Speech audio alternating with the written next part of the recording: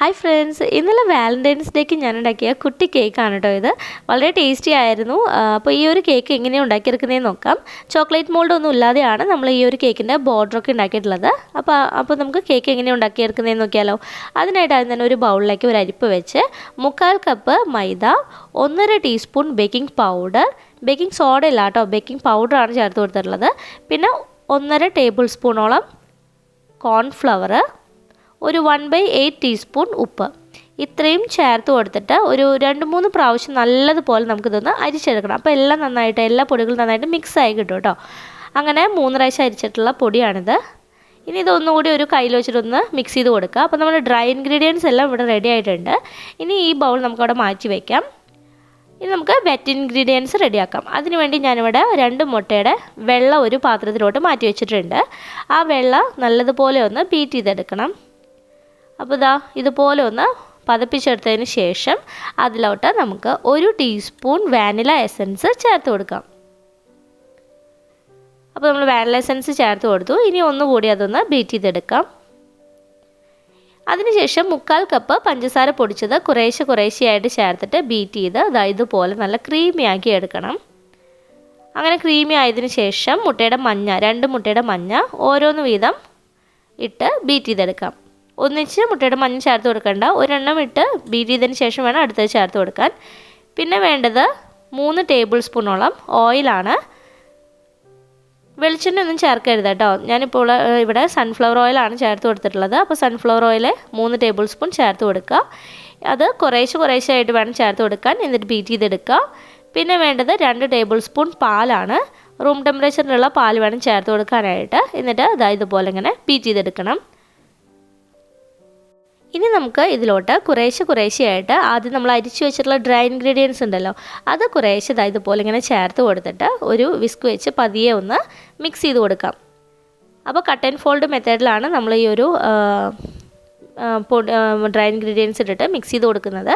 അപ്പോൾ ഒന്നിച്ച് പൊടി ഇട്ട് കൊടുത്തു കഴിഞ്ഞിട്ടുണ്ടെങ്കിൽ അതിങ്ങനെ കട്ട പിടിച്ച് എല്ലായിടത്തും കിടക്കാനായിട്ട് ചാൻസ് ഉണ്ട്. അതുകൊണ്ടാണ് നമ്മൾ കുറേശ്ശെ മാത്രം ഇതുപോലെ ഒന്ന് വിതറി ഇട്ട് കൊടുത്ത് മിക്സ് ചെയ്തെടുക്കുന്നത്. അങ്ങനെ ബാച്ചായിട്ട് അങ്ങനെ 3-4 പ്രാവശ്യമൊക്കെ ആയിട്ട് വേണം നമ്മളത് മിക്സ് ചെയ്ത് കൊടുക്കാൻ. അങ്ങനെ മിക്സ് ചെയ്ത് കൊടുത്തതിന് ശേഷം 2 ടേബിൾ സ്പൂൺ പാല് വീണ്ടും നമ്മൾ അതിലോട്ട് ഒഴിച്ചു കൊടുക്കുക. എന്നിട്ട് ഇതുപോലെ പതിയെ ഒന്ന് മിക്സ് ചെയ്ത് കൊടുക്കാം. ഒത്തിരി സ്പീഡിൽ നമ്മൾ ബീറ്റ് ചെയ്യരുത്. അങ്ങനെ ഒത്തിരി സ്പീഡിൽ അതിങ്ങനെ ബീറ്റ് ചെയ്ത് കഴിഞ്ഞാൽ നമ്മുടെ കേക്കൊന്നും സ്പഞ്ചി ആയിട്ട് കിട്ടില്ല കേട്ടോ. അപ്പോൾ പതിയെ മിക്സ് ചെയ്ത് കട്ടയൊന്നുമില്ലാതെ നമുക്ക് ബാറ്റർ റെഡിയാക്കി എടുക്കാം. അപ്പോൾ നമ്മുടെ ഡ്രൈ ഇൻഗ്രീഡിയൻസ് ഇവിടെ ഒരു 3-4 പ്രാവശ്യമൊക്കെ ആയിട്ട് ഇട്ട് കൊടുത്ത് മിക്സ് എടുത്തിട്ടുണ്ട്. അപ്പോൾ നമ്മുടെ ബാറ്റർ ഇവിടെ കട്ടയൊന്നുമില്ലാതെ റെഡി ആയിട്ടുണ്ട്. ഇനി ഇതിലേക്ക് നമ്മൾ ചേർത്ത് കൊടുക്കുന്നത് 1 ടേബിൾ സ്പൂൺ വെള്ളമാണ്.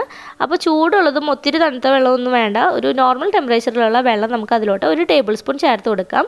എന്നിട്ട് വീണ്ടും ഇതുപോലെ ഇങ്ങനെ വിസ്ക് വെച്ചിട്ടൊന്ന് പതിയെ മിക്സ് ചെയ്ത് കൊടുക്കുക. അപ്പോൾ ഇങ്ങനെ വെള്ളം ചേർത്ത് കൊടുത്തു കഴിഞ്ഞിട്ടുണ്ടെങ്കിൽ നമ്മുടെ കേക്ക് നല്ല സോഫ്റ്റ് ആയിട്ട് കിട്ടും കേട്ടോ.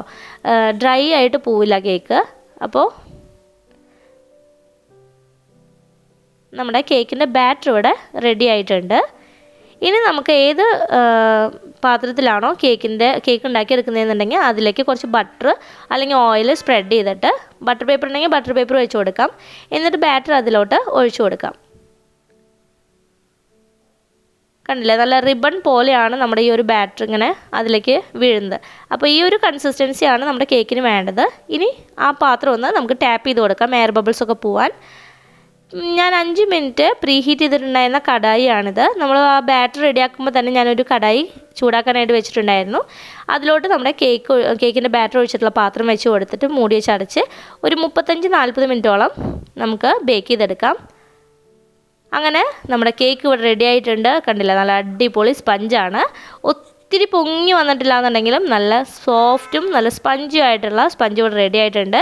ഇനി ഞാൻ ഈ ഒരു കേക്കിനെ സ്ക്വയർ ഷേപ്പിലാണ് റെഡിയാക്കി എടുക്കുന്നത്. അപ്പോൾ അതിൻ്റെ 4 സൈഡും ഞാനൊന്ന് കട്ട് ചെയ്ത് മാറ്റുന്നുണ്ട് കേട്ടോ. നിങ്ങൾക്ക് ഇഷ്ടമുള്ള രീതിയിലാക്കാം. ഞാനിപ്പോൾ ഇന്നലെ ഒരു സ്ക്വയർ ഷേപ്പിലുള്ള കുട്ടി കേക്കാണ് ഉണ്ടാക്കിയിട്ടുണ്ടായിരുന്നത്. അതുകൊണ്ട് ഇതുപോലെ ഇങ്ങനെ 4 സൈഡും മുകൾ ഭാഗമൊക്കെ കട്ട് ചെയ്തിട്ട് ഒരു സ്ക്വയർ ഷേപ്പ് ആക്കിയിട്ടുണ്ട്. ഇനി നമുക്ക് ഇതിനെ ലെയേഴ്സായിട്ട് കട്ട് ചെയ്തെടുക്കാം. ഞാനിപ്പോൾ ഒരു 3 ലെയറായിട്ടാണ് കട്ട് ചെയ്യുന്നത്. കണ്ടില്ലേ, നല്ല അടിപൊളി സ്പഞ്ചാണ്.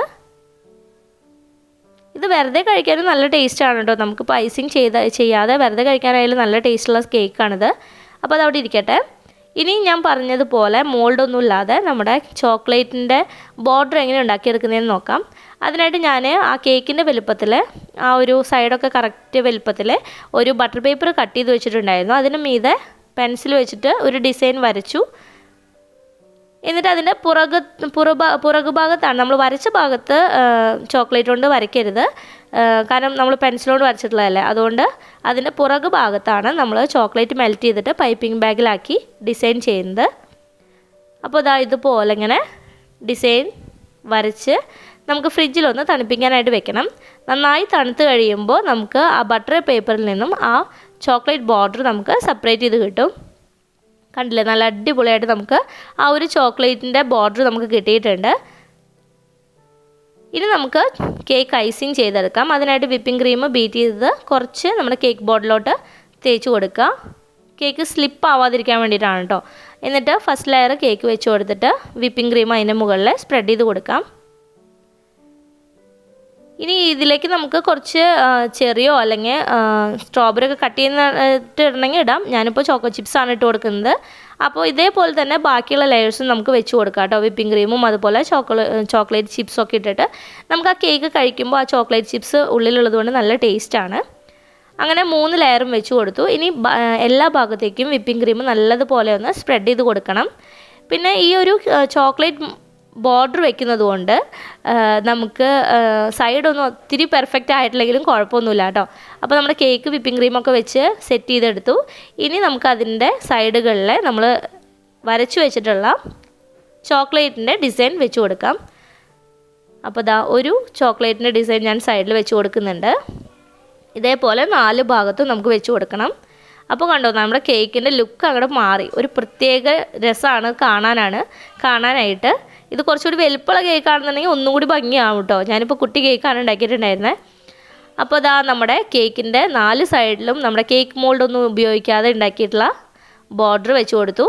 പിന്നെ മുകളിൽ ഞാൻ കുറച്ച് റെഡ് കളർ ആഡ് ചെയ്തിട്ടുള്ള വിപ്പിംഗ് ക്രീം കൊണ്ട് റോസാപ്പൂക്കൾ പോലെയും കുറച്ച് റോസ് കളറിലുള്ള കുഞ്ഞു ഡിസൈൻസും കൊടുത്തിട്ടുണ്ട്. താഴ്ഭാഗത്തും ആ ഒരു കുട്ടി ഡിസൈൻ കൊടുക്കുന്നുണ്ട് കേട്ടോ. അപ്പോൾ നല്ല രസമാണ് കാണാനായിട്ട്. ഒരു ഫ്ലവർ ബാസ്ക്കറ്റൊക്കെ പോലെയാണ് നമ്മുടെ ഈ ഒരു കേക്ക് ഇരിക്കുന്നത്. പിന്നെ സെൻറ്ററിൽ ഒരു ലവ് എന്ന് എഴുതിയിട്ടുള്ള ഒരു ചോക്ലേറ്റിൻ്റെ ഡിസൈനും വെച്ചിട്ടുണ്ട്. അപ്പോൾ എല്ലാവരും ഒന്ന് ട്രൈ ചെയ്ത് നോക്കുക, നല്ല രസമാണ് കാണാൻ. പിന്നെ കത്തി ഒന്ന് ചെറിയതായി ചൂടാക്കിയിട്ട് നമ്മളത് കട്ട് ചെയ്യുകയാണെന്നുണ്ടെങ്കിൽ നല്ല പെർഫെക്റ്റ് ആയിട്ട് അത് കട്ട് ചെയ്യാനായിട്ട് പറ്റും. ചോക്ലേറ്റൊക്കെ പിന്നെ ചോക്ലേറ്റിൻ്റെ കട്ടി കുറവായതുകൊണ്ടാണ് അതിങ്ങനെ അടർന്നു പോകുന്നത് കേട്ടോ. അപ്പോൾ എല്ലാവരും ട്രൈ ചെയ്ത് നോക്കുക. നിങ്ങൾക്ക് വീഡിയോ ഇഷ്ടമാവുകയാണെന്നുണ്ടെങ്കിൽ ലൈക്ക് ചെയ്യാനും ഷെയർ ചെയ്യാനും കമൻറ്റ് ചെയ്യാനും മറക്കരുത് കേട്ടോ. Thanks for watching.